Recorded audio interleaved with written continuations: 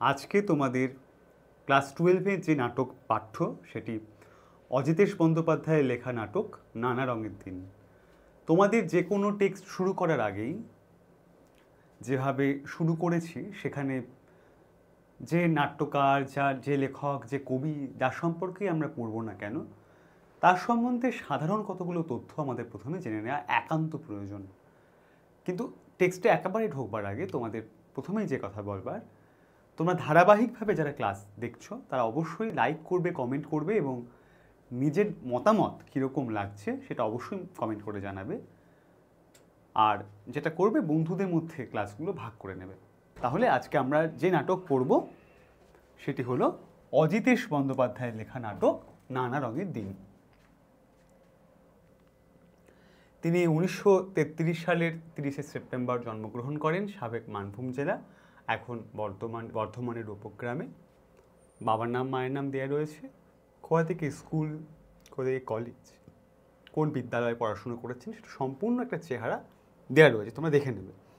এখানে শুধু আমি কতগুলো তার বিখ্যাত যে নাটক, সেই নাটকগুলোর সম্পর্কে কয়েকটা কথা বলছি। কী কী নাম?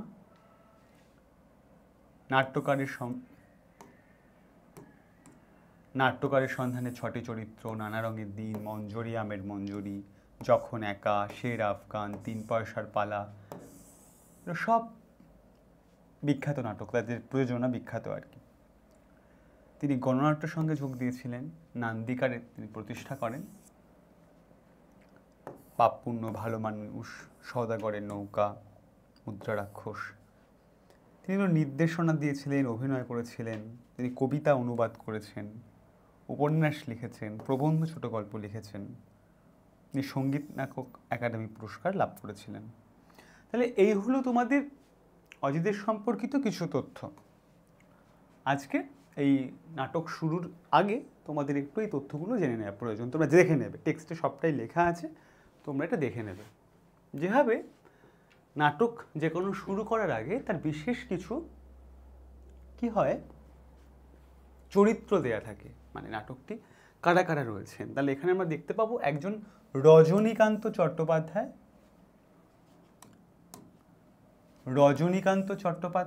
বৃদ্ধ অভিনেতা, 68 বছর বয়স। আর একজন হলো কালীনাথ সেন, তিনি প্রম্পটার। প্রম্পট করা মানে বোঝো যে মঞ্চের একটু আড়ালে থেকে, একটু দূরে থেকে নাটকের সংলাপ বলা আর কি, প্রম্পট করা বলে। এবারে আমরা মঞ্চটা একটু দেখে নেব, কেমনভাবে মঞ্চটা রয়েছে। পেশাদারি থিয়েটারের একটি ফাঁকা মঞ্চ, পিছনে রয়েছে রাত্রে অভিনীত নাটকের অবশিষ্ট দৃশ্যপট, জিনিসপত্র আর যন্ত্রপাতি। মঞ্চের মাঝখানে একটি টুল ওল্টানো রয়েছে। এখন রাত্রি, চারিদিকে অন্ধকার। দিলদারের পোশাক পরে প্রবেশ করেন রজনীকান্ত চট্টোপাধ্যায়। তার হাতে একটা জ্বলন্ত মোমবাতি, হাসছেন তিনি। তোমরা দিলদারকে জানো, শাহজাহান নাটকে যারা পড়েছো তারা জানো, সেই শাহজাহান নাটকে একজন জ্ঞানী ছদ্মবেশী একজন মানুষ, যিনি সবসময় কৌতুক করছেন। কি করছে? একটা উল্টানো টুল, অন্ধকার, সেখানে দিলদারের পোশাক পরে একটা জ্বলন্ত মোমবাতি হাতে নিয়ে এরকম করে প্রবেশ করে আর কি আমাদের রজনীকান্ত চট্টোপাধ্যায়। রজনী বলছে, কি বলছে দেখো। আচ্ছা, ব্যাপারটা কি বলো তো, কি গেরো? ঘুমুলুম একেবারে গ্রিন রুমে। নাটক কখন শেষ হয়ে গেছে, হল ফাঁকা, শাহজাহান জাহানারা সব পাত্রপাত্রী ভোঁ ভোঁ, আর আমি দিলদার এতক্ষণ পড়ে পড়ে গ্রিন রুমে নাক ডাকছিলুম। ধুর, 12টা বেজে গেছে আমার, 12টা বেজে 5। রাত কত হলো কে জানে। এত টানলে কি আর কাণ্ডজ্ঞান থাকে? চেয়ারে পড়েছি আর ঘুম। বাহ বাহ বুদ্ধা, আচ্ছা হি क्या होगा तुमसे? कुछ नहीं, बिल्कुल कुछ नहीं। চেঁচিয়ে, রামব্রিজ, এ রামব্রিজ! আরে গেল কোথায় লোকটা? কোথায় ভিনো টেনে পড়ে আছে বেটা? মদ। হতাশ হয়ে পড়েন, টুলটা সোজা করে তার উপর বসেন, মোমবাতিটাকে মাটিতে রাখেন। চারিদিক নিঝুম, খালি আমার গলাটাই ঘুরে ফিরে কানে বাজছে। আমার কেমন যেন ভয় ভয় লাগছে। কাল রাতেও ঠিক একই ব্যাপার। মদ গিলে গ্রিন রুমে পড়েছিলাম। গ্রিন রুম জানো, যেখানে সাজ পোশাক পরিবর্তন করা হয়। রামব্রিজি ঘুম থেকে তুলে ট্যাক্সি ডেকে দিয়েছিল। তার দরুন আজ সন্ধেবেলা নগদ 3টে টাকা বকশিসও দিল ওকে। আর তার ফল হলো কি না, সেই টাকায় তিনি নিজেই আজকে মদ গিলে কোথায় পড়ে আছেন, নিঘাত মেন গেটে তালা পড়ে গেছে। আজ বাচ্চা পাগলের পাল্লায় পড়া গেছে। যাই হোক, মাথা ঝাঁকিয়ে বলে, উফ, আজকে রাতে কতটা গিলেছি, মাতালের এই হচ্ছে বিপদ, ছাড়বো বললেই ছাড়ার নেই। আরে বাবা, দিলুম তোকে বকশিস দিলুম না, উনি আবার সেই আনন্দে আমাকেই 1.5 বোতল খাইয়ে গেলেন। একেবারে রাম ধেনু। উফ, বুকের ভেতরটা থরথর করে কাঁপছে যে, মুখের ভেতরটা যেন অডিটোরিয়াম, ইন্টারভেলে সব দর্শকরা হাঁটাহাঁটি লাগিয়ে দিয়েছে। উফ, জিভটা টানছে কি রে বাবা। একটু থামেন। অকারণে বাবা কেউ যদি বলে রজনীবাবু অনেক তো বয়স হলো, এবার মদ খাওয়াটা ছাড়ুন, কোনো জবাব আছে? রোজ দিন যায়, সন্ধে হয় আর মদ খাই। ওহ ভগবান, সিদ্ধাটা গেল, বুকটা কি ভীষণ কাঁপছে। মনে হচ্ছে যেন, রজনীবাবু ভাই শরীরটার দিকে একটু নজর দিন, আর কি এই বয়সে এত সয়? কত বুড়ো হয়েছেন ভাবুন দেখিনি। হ্যাঁ, বুড়ো হয়েছেন বই কি রজনীবাবু, 68টা বছর কি নেহাত কম বয়স? ছোকরাদের মতো ঢং করতে পারেন, লম্বা চওড়া চেহারাটা আছে, আরও চালিয়ে দেবেন কিছুদিন। লম্বা লম্বা চুলে ডেইলি হাফশিশি কলপ লাগিয়ে যেরকম ইয়ার্কি মারেন, তাতে বয়সটা ঠিক বোঝা যায় না। কিন্তু যা গেল সে কি আর ফিরবে? 68টা বছর এক পা করে এগিয়ে চলেছে মৃত্যুর দিকে। আর জীবনে ভোর নেই, সকাল নেই, দুপুর নেই, সন্ধেও ফুরিয়েছে, এখন শুধু মাঝরাত্রির অপেক্ষা। এখানেই গল্প শেষ। এরপর রজনীবাবু এসে বলবেন, আমি লাস্ট সিনে প্লে করব না ভাই, আমাকে ছেড়ে দিন। কিন্তু কার ট্রেন উঠবেই, শ্মশান ঘাট, পরিচিত বন্ধু বান্ধব, ওপারেই দূত উইংসে রেডি। একটু থামেন, সামনের দিকে তাকান, হলের শেষ প্রান্তে। জানেন রজনীবাবু, এই 45 বছর থিয়েটারে জীবন এই প্রথম মাঝরাতে একেবারে একা স্টেজে দাঁড়িয়ে আছি। জীবনে প্রথম। কেন জানেন? এ হচ্ছে সবই মাতালের কারবার। ফুটলাইটের কাছে যান, সামনেটা কিছু দেখা যায় না, ওই দূরে তো ব্যালকনি না, ফার্স্ট বক্সটাও দেখতে পাচ্ছি এখন, ওই তো সেকেন্ড থার্ড ফোর্থ বক্সটাও সব গভীর অন্ধকারে ডুবে আছে। সব মিলিয়ে যেন একটা শ্মশান, যেন ওর দেয়ালে কালো কালো অঙ্গারে লেখা আছে জীবনের শেষ কথাগুলো। কত নড়াচড়া, কত উদ্বেগ, কত প্রেম, কত মায়া, সব মিলিয়ে যেন মৃত্যুর নিঝুম ঘুমের আয়োজন করে রেখেছে কারা। উফ, কি শীত। সব আছে, শুধু মানুষ নেই।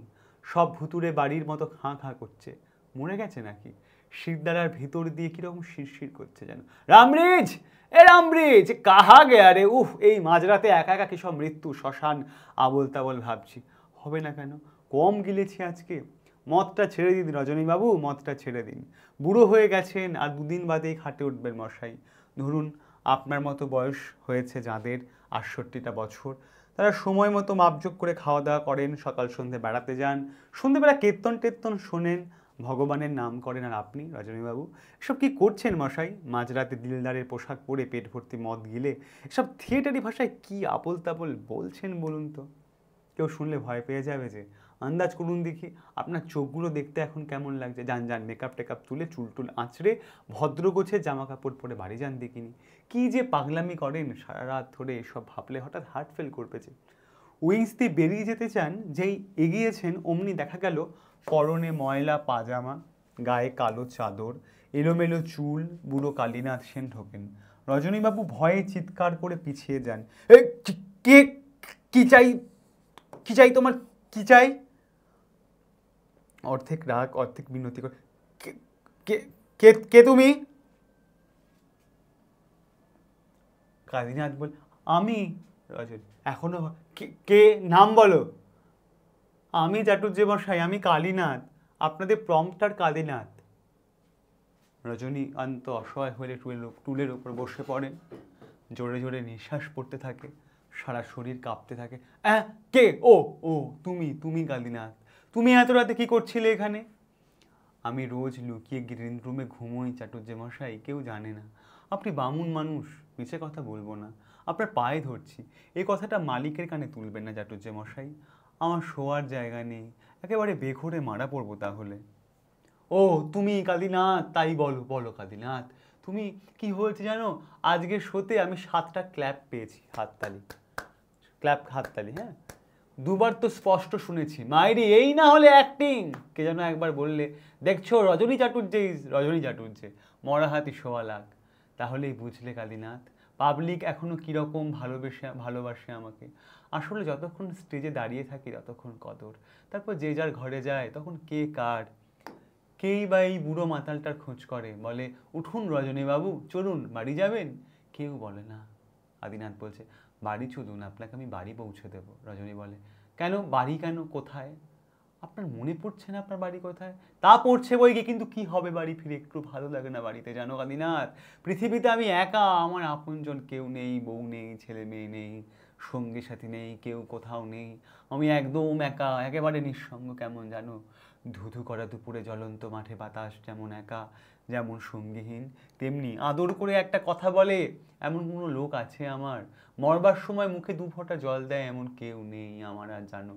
যখনই এইসব কথা ভাবি তখনই ভয়ে যেন বুকের ভেতরটা হিম হয়ে আসে আমার। তখন কেউ দুটো ভালো কথা বলে, কেউ কি এই বুড়ো মাতালটার হাত ধরে নিয়ে গিয়ে বিছানায় শুয়ে দেয়, দেয় না? আমি কার, কে চায় আমাকে? কালীনাথ জল ভরা চোখে বলে, পাবলিক তো আপনাকে ভালোবাসে চাটুজ্জেমশাই। পাবলিক? এই মাঝরাতে পাবলিক এখন থিয়েটার দেখে টেকে গিয়ে টেনে ঘুম লাগাচ্ছে। তুমি কি ভাবছো পাবলিক আমাকে এমনই ভালোবাসে যে ঘুমের ঘোরে আমাকে স্বপ্ন দেখছে? পাগল, আমাকে আর কেউ চায় না কালীনাথ, কেউ না। আমার ঘর সংসার, বউ, ছেলে মেয়ে কেউ নেই, কিছু নেই। কিন্তু তাই নিয়ে আপনার মতো লোকে এত দুঃখ চাটুজ্জেমশাই কেন? আমিও তো মানুষ কালীনাথ, হাত পাওয়ালা একটা জ্যান্ত মানুষ। আমারও তো আর 5 জনের মতো হাত পা আছে। আমার শিরায় শিরায় কি জল বইছে, রক্ত বইছে না? সৎবংশের পবিত্র রক্ত, বিশ্বাস করো কালীনাথ। আমি একটা উঁচু বংশে, রাঢ়ের সবচেয়ে প্রাচীন ভদ্র ব্রাহ্মণ বংশে জন্মেছিলুম। এ লাইনে আসার আগে আমি পুলিশের চাকরিতে ঢুকেছিলুম, ইন্সপেক্টর অফ পুলিশ। আর কি চেহারাই না ছিল আমার! ছোকরা বয়স তো, তখন চেহারায় জেল্লা ছিল, কাউকে তোয়াক্কা করতুম না। শরীরে শক্তি ছিল, মনে সাহস ছিল, আজকে 4 ডবল কাজ করতে পারতুম একাই। তারপর একদিন বুঝলে চাকরিটা ছেড়ে দিলাম, আর একরকম করে জীবন শুরু করা গেল নাটক নিয়ে। সেসব দিনের কথা কি তোমার মনে আছে কালীনাথ? তখন কি নাম ডাকি ছিল আমার, কি খাতির, কি প্রতিপত্তি! তারপর সেসব দিনও যেন কেমন করে ফুরিয়ে গেল, একেবারে নিঃশেষ করে দিয়ে গেল হে আমাকে। জানো, আগে আমি বুঝতে পারিনি। হঠাৎই মাঝরাতে আমি যখন এই স্টেজের উপরে এসে দাঁড়ালুম, থিয়েটারে ব্ল্যাক ওয়ালের দিকে তাকালুম, এই একটু আগে সামনের এই অন্ধকারের দিকে চেয়েছিলুম, হঠাৎ আমার মনে হলো কে যেন আমার জীবনের সমস্ত খাতাখানাকে আমার চোখের সামনে মেলে ধরেছে। থিয়েটারের দেয়ালে দেয়ালে অঙ্গারের গভীর কালো অক্ষরে লেখা আমার জীবনের 45টা বছর। কালীনাথ, কি জীবন! ওই অন্ধকারের আশ্চর্য স্পষ্ট সেসব অক্ষর আমি দেখলুম কালীনাথ। যেমন স্পষ্ট তোমার মুখ দেখতে পাচ্ছি এখন, ঠিক তেমনি তেমনি স্পষ্ট আমি একা একা সব পার হয়ে যেতে দেখলুম। আমার যৌবন, আদর্শ, শক্তি, সম্ভ্রম, প্রেম, নারী। হ্যাঁ, একটা মেয়ে, জানো কালীনাথ, একটা মেয়ে। ঘুম পাচ্ছে, ঘুমোবেন চাটুজ্জেমশাই?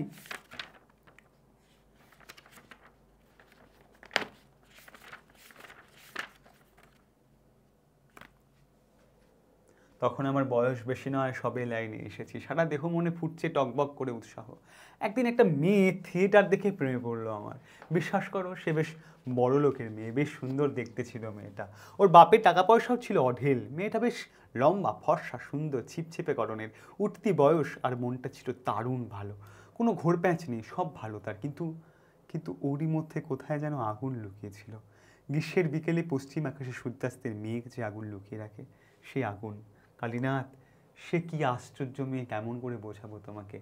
এমন গভীর ও টানা টানা কালো চোখ যে অন্ধকার রাতে একা একা ভাবলে মনে হতো সে যেন কোনো অচেনা দিনের আলো। কি অদ্ভুত হাসি তার, কি তার ঢেউ খেলানো রাশি রাশি কালো চুল! দাঁড়াও দাঁড়াও, ও চুলগুলোর কথা বুঝিয়ে বলি তোমাকে। সমুদ্রের ঢেউ দেখেছো তো? মনে হয় না ঢেউয়ে ঢেউয়ে কি আশ্চর্য শক্তি? কিন্তু জানো, যদি তোমার বয়স কম হতো, যদি দৃষ্টি থাকতো তোমার, তুমি দেখতেও রাশি রাশি কালো চুলের ঢেউ, তাহলে তোমার ধারণা হতো কেমন করে দুর্গম পাহাড়কে ধসিয়ে দেয় পাহাড়ি নদীর দুর্গম খরস্রোত। কোন অমোঘ শক্তির গতিতে সমস্ত পাহাড় থরথর করে কেঁপে তীব্র আক্ষেপে ভেঙে চুরমার হয়ে যায়, মুহূর্তে প্রলয় ঘটে যায় পৃথিবীতে। তখন কি মনে হতো না তোমার, এই ঢেউ আমাকে ভাসিয়ে নিয়ে যায় তো যাক, আমাকে উল্টে পাল্টে দিয়ে যদি জীবনের খেলা খেলতে যায় তো খেলুক। সত্যি জানো, হঠাৎ মনে হয় আমি ওকে স্পষ্ট দেখতে পাচ্ছি। আমি যেন ওর মুখোমুখি দাঁড়িয়ে আছি, ঠিক যেমন এখন তুমি দাঁড়িয়ে আছো আমার সামনে। আর একদিন তাকে দেখে মনে হয়েছিল ভোরের আলোর চেয়েও সুন্দর সে। সেই যে তার আমার দিকে সেই এক রকম অদ্ভুত করে চেয়ে থাকা, মরে যাব তবু ভুলবো না তার সেই আশ্চর্য ভালোবাসা। ও শুধু আমাকে আলমগীরের পাঠ করতে দেখেছিল, আর কিছু নয়। আমার নিজের থেকে ওকে কোনো কথা বলতে হয়নি, রেখে ঢেকে সত্যি মিথ্যে কোনো কথা না। একদিন যেচে আলাপ করলো আমার সঙ্গে, তারপর ক্রমশ আলাপ থেকে ঘনিষ্ঠতা, ঘনিষ্ঠতা থেকে প্রেম। আর তখনকার দিনে আমার অ্যাক্টিং মানে সে একটা ব্যাপার। তখন তো আমার বয়সও বেশি না, সামনে পড়ে রয়েছে ব্রিলিয়ান্ট ফিউচার। তখন নিজের ওপর কত জোর ছিল হে, তখন মনে মনে কত আশা, কত প্ল্যান। একদিন ওকে বললাম, অনেক দিন তো আলাপ হলো আমাদের, চলো এবার বিয়ে করি আমরা। এমনি করে আর কতদিন থাকবো আমরা, এবার আমাদের বিয়ের কথাটা তোমার বাবাকে বলি একদিন। গলার স্বর ডুবে যায়। ও কি বললো জানো? হ্যাঁ, আমি তোমাকে ভালোবাসি, চলো বিয়ে করি, কিন্তু তার আগে তুমি ওই থিয়েটার করা ছেড়ে দাও। থিয়েটার করা ছেড়ে দেবো কেন? ও যে বড়লোকের সুন্দরী মেয়ে, থিয়েটারে লোকের সঙ্গে জীবনভর প্রেম করতে পারে, কিন্তু বিয়ে নইব নইব চা। আমার মনে আছে সে রাত্রিরে কি যে পাঠ করছিল, কি যেন কি একটা বাজে হাসির বই। স্টেজে দাঁড়িয়ে পাঠ করতে করতে হঠাৎ যেন আমার চোখ খুলে গেল। সেই রাত্রেই জীবনের প্রথম মোক্ষম বুঝলুম যে যারা বলে নাট্যাভিনয় একটি পবিত্র শিল্প, তারা সব গাধা গাধা, তারা সব মিথ্যে কথা, বাজে কথা বলে। অভিনেতা মানে একটা চাকর, একটা জোকার, একটা ক্লাউন। লোকেরা সারাদিন খেটে খুঁটে এলে তাদের আনন্দ দেওয়াই হলো নাটকওয়ালাদের একমাত্র কর্তব্য। মানে এক কথায় একটা ভাঁড় কি মোসাহেবের যে কাজ তাই। আর সেই দিনই বুঝলুম পাবলিকের আসল চরিত্রটা কি। তারপর থেকে সব ফাঁকা হাততালিতে, খবরের কাগজে প্রশংসায়, মেডেল, সার্টিফিকেটে নাট্যাভিনয় একটি পবিত্র শিল্প, এসব বাজে কথায় আমি বিশ্বাস করি না। পাবলিক মহোদয় আলবাত হাততালি দেবেন, খুব প্রশংসা করবেন, সব ঠিক, কিন্তু যেই তুমি স্টেজ থেকে নামলে তুমি তাদের কেউ না। তুমি থিয়েটারওয়ালা, একটা নকল নবিশ, একটা অস্পৃশ্য ভাঁড়। তা বলে কি তাঁরা তোমার সঙ্গে আলাপ করবেন না, চা সিগারেট খাওয়াবেন না? তা খাওয়াবেন, অনেক কথা বলবেন, আলাপ আলোচনা করবেন, হাসবেন, নমস্কার করবেন।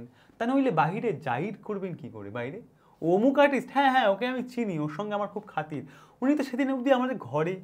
সব ঠিক, কিন্তু কোনো সামাজিক সম্মান তুমি পাবে না। থিয়েটারের পরিচয়ে কেউ তার মেয়ে কিংবা বোনের সঙ্গে বিয়ে দেবে কারো? কখনো না। জানো, তোমার ওই পাবলিক মানে থিয়েটারের টিকিট কেনার খদ্দেরকে আমি কাউকে কাউকে বিশ্বাস করি না।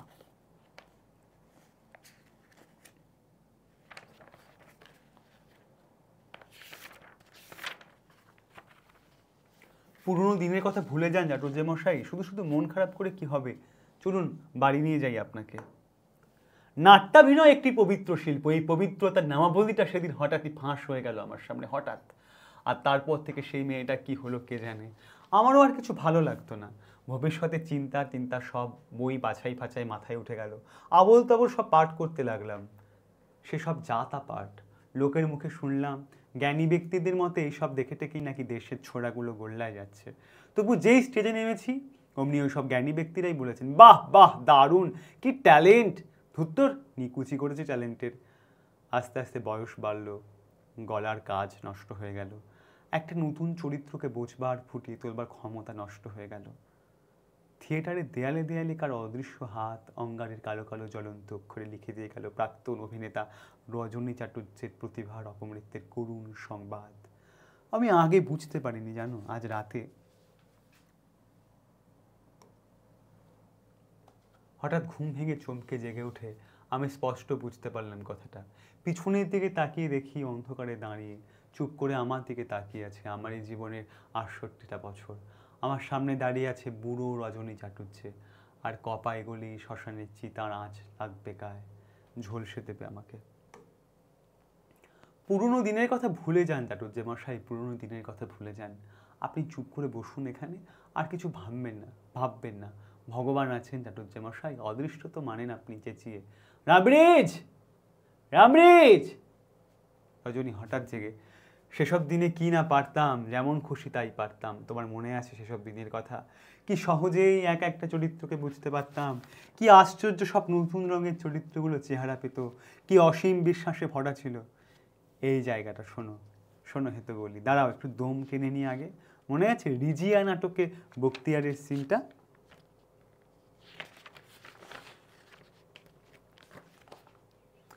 এইবার ও চলে যাবে একেবারে নিজের অভিনয় করা যে নাটক তার ভিতরে। তাহলে বুঝতেই পারছো একজন প্রম্পটার এবং একজন নাট্যকার, তাদের দুজনের যে পুরনো স্মৃতি, একটা ধুধু হয়ে যাওয়া, একটা নিঃসঙ্গ একজন একা মানুষ যে অভিনেতা সারা জীবন ধরে এই বিভিন্ন রকম চরিত্র অভিনয় করেছেন এবং যে চরিত্রে যখন রূপদান করেছেন বা প্রাণ দিয়েছেন তখন জীবনটা একটু অন্য অন্য অন্য রকম হয়ে গিয়েছে, যেটা একটা বই বা গান বা একটা সিনেমা বা মহৎ একটা চিন্তা আমাদের করতে পারে, আমরা যেমন তার থেকে একটু বদলে দেয়।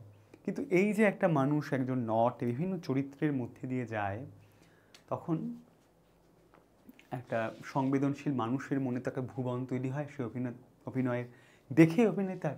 তো এই যে বদলটা বদলে বদলে যাওয়াটা, তারপরে একদম শেষে যখন জীবনের প্রান্তে এসে দাঁড়িয়েছেও দেখা যাচ্ছে একা একেবারে কেউ নেই যার পাশে যারা জীবনে ছিল, এই একটা আক্ষেপ ঝরে পড়ছে। এবং প্রম্পটার যার নিজের বাড়ি টাড়ি কেউ নেই, ইনিও এই বৃদ্ধ একদম একা, তাদের দুজনের একটা সংলাপ প্রতি সংলাপ চলছে, তোমরা বুঝতে পারছো। এবারে সংলাপ বলছে রিজিয়া নাটকের সংলাপ, মাথায় রাখো।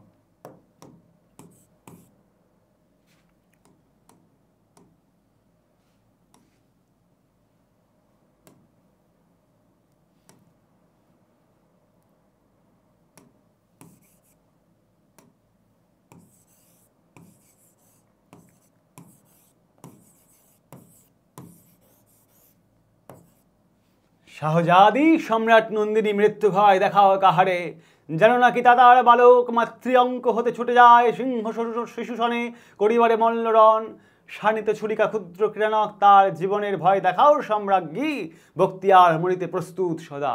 মুদে রিজিয়া নাটকের সংলাপ বলে। খুব খারাপ হচ্ছে না কি বলো? আচ্ছা, ওই সিনটা মনে আছে তোমার, সেই যে ডিএল রায়ের শাহজাহান নাটকে ঔরঙ্গজেব আর মোহাম্মদের সিনটা, প্রথম ঔরঙ্গজেব একা, তাহলে আবার যে নাটকে এলাম এটা শাহজাহান, কার লেখা? ডিএল রায়, এটা মনমোহন রায়।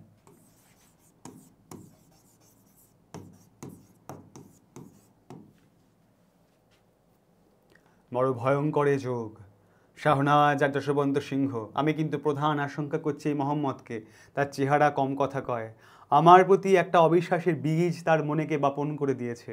জাহানারা কি? এই যে মোহাম্মদ, আহ কামন, কুইক কুইক, মোহাম্মদের ক্যাচটা দাও তো, মোহাম্মদের ক্যাচটা।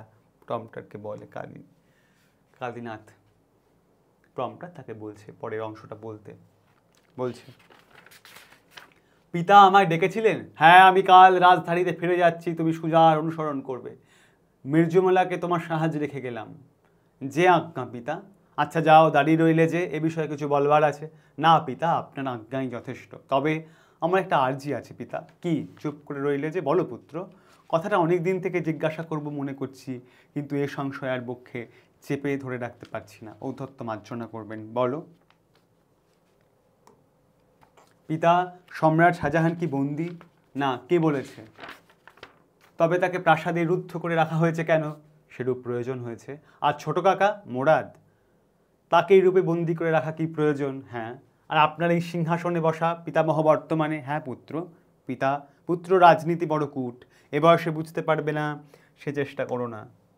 পিতা, ছলে সরল ভ্রাতাকে বন্দি করা, স্নেহময় পিতাকে সিংহাসনচ্যুত করা, আর ধর্মের নামে সেই সিংহাসনে বসা, এর নাম যদি রাজনীতি হয়, তাহলে সে রাজনীতি আমার জন্য নয়। রাজনী তখন বলে, আগেকার দিনে যে পার্টগুলো করেছে সেগুলো এখন দাঁড়িয়ে বলতে বলতে শুনতে শুনতে ভেতরটা যেন কেমন করে না? আচ্ছা, তুমি আমাকে আর একটা জায়গা মনে করিয়ে দাও তো, পুরনো দিনের যে কোনো নাটকে যে কোনো একটা জায়গা, ধরো ধরো ধরো শাহজাহান নাটকের ঔরঙ্গজেবের সে ভয়ঙ্কর সিনটা, যখন সবাইকে খুন করে ঔরঙ্গজেব সিংহাসন পেয়েছেন, তখন একদিন মাঝরাতে ঔরঙ্গজেব একা, একেবারে একা, ভাবছেন, বলছে যা করেছি ধর্মের জন্য, যদি অন্য উপায় সম্ভব হতো, কি অন্ধকার, কে দায়ী, আমি এ বিচার, ও কি শব্দ, না না বাতাসের শব্দ, কি কোনো মতে এই চিন্তাকে মন থেকে দূর করতে পারছি না। রাত্রে তন্দ্রায় ঢুলে পড়ি, কিন্তু নিদ্রা আসে না। কি স্তব্ধ, এত স্তব্ধ কেন কেন? ও কি আবার সেই দাঁড়ার ছিন্ন শির, সুজার রক্তাক্ত দেহ, মোরাদের কবন্ধ, যাও সব, আমি বিশ্বাস করি না। ওই তারা আবার আমায় ঘিরে নাচছে। কে তোমরা? জ্যোতির্ময়ী ধূম শিখার মতো মাঝে মাঝে জাগ্রত তন্দ্রা এসে দেখা দিয়ে যা, চলে যাও, মোরাদের কবন্ধ আমায় ডাকছে, দাঁড়ার মুন্ডু আমার পানে এক দৃষ্টি চেয়ে আছে। সুজা হাসছে, এ কি সব, ও বলে হাততালি দিয়ে জোরে হেসে ওঠে, সাবাস, এখন বয়সগুলো কোন চুলোয় কি দাঁড়িয়ে আছে, হে কোথায় গেল ৬৮টা বছরের শো, কোথায় চিতার আঁচটা। আমি স্পষ্ট বুঝতে পারছি কালীনাথ, আমার প্রতিভা এখনো মরেনি। শরীরে যদি রক্ত থাকে তাহলে সে রক্তে মিশে আছে প্রতিভা। এর নাম যদি যৌবন না হয়, শক্তি না হয়, জীবন না হয়, তাহলে জীবন বস্তুটা কি কালীনাথ? প্রতিভা যার আছে বয়সে তার কি আসে যায়? এই তো জীবনের সত্য কালীনাথ। আমার অ্যাক্টিং তোমার ভালো লেগেছে না? সত্যি ভালো লেগেছে না? আমার আরও মনে আছে জানো সেই শান্ত গভীর পূর্ণতার কথা। শোনো, জীবনের শেষ যুদ্ধযাত্রার আগের রাতে সুজার সেই কথাগুলো পিয়ারা বানুকে বলার, এটাও আবার কিন্তু শাহজাহান নাটক। স্বামী স্ত্রী এরা, সুজা পিয়ারা বানু, আত্মহত্যার আগেকার সেই বিষয়টা।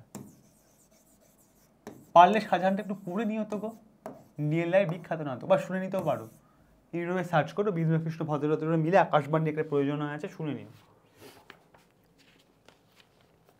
আজ তবে হাসো, কথা কও, গাও যাদি আমাকে এতদিন ছেড়ে দিতে, ঘিরে বসে থাকতে। একবার শেষবার দেখে নি, শুনে নি, তোমার বিনাটি পারো গাও। স্বর্গমর্তে নেমে আসুক, ঝঞ্ঝাতে আকাশ ছেয়ে দাও।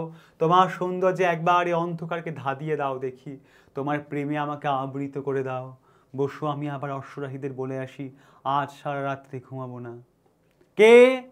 এই নিশ্চয়ই রামব্রিজ। দরজা খোলার শব্দ পায়, বলে কে?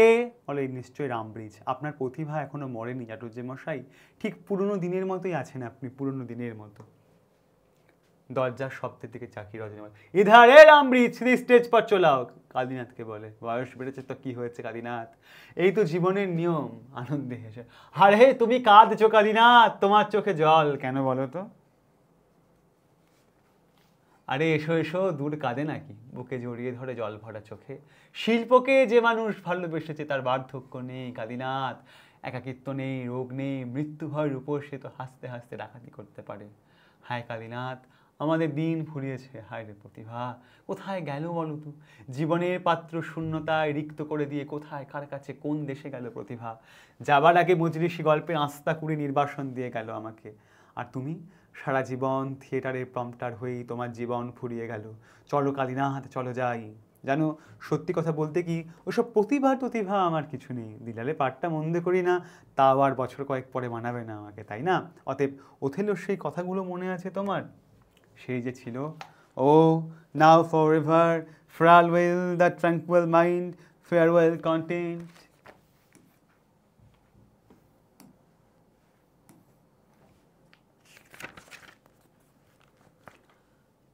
Farewell the plum tropes and the big words that makes ambition virtue of farewell. Farewell the neighing steed and the shrill trump, the spirit stirring drums, the ear-piercing fief, the royal banner and all quality, pride, pomp and circumstance of glorious war. আমি বলছি রজনী চাটুর্যে মরবে না, কিছুতেই না। কিংবা ধরো, life's but walking shadow, a poor player that struts and feeds its hour upon the stage, and then is heard no more, and then is heard no more. একেবারে নেপথ্যে শোনা যায়, a horse, my kingdom for a horse. এইভাবে নাটকটা তোমাদের শেষ হয়। তাহলে বুঝতেই পারছো, একজন অভিনেতা নিঃসঙ্গ, একজন অভিনেতা, তার সঙ্গে একজন নিঃসঙ্গ প্রম্পটার, তার জীবনের প্রান্তে এসে তার বলা সংলাপ, তার প্রেম, তার একাকিত্ব, তার বেঁচে থাকা, তার যাপন, তার পেশা, সব কিছু নিয়ে এক মঞ্চেই এক অত্যাশ্চর্য সংলাপের এই নাটক এখানে শেষ হয়। কোনো সমস্যা থাকলে আমাকে বলবে, আমি তোমাদের কমেন্টে জানাবো। খুব মন দিয়ে টেক্সটটা নিয়ে শুনবে, ক্লাসটা ভালো হবে। কোথাও অসুবিধা থাকলে জানিও। আজ তাহলে ক্লাসটা এখানেই শেষ করছি। তোমরা লাইক করে, কমেন্ট করে, শেয়ার করে জানাবে। আর পরবর্তী ক্লাসে তোমাদের সবার সঙ্গে দেখা হচ্ছে। আজ এটুকুই।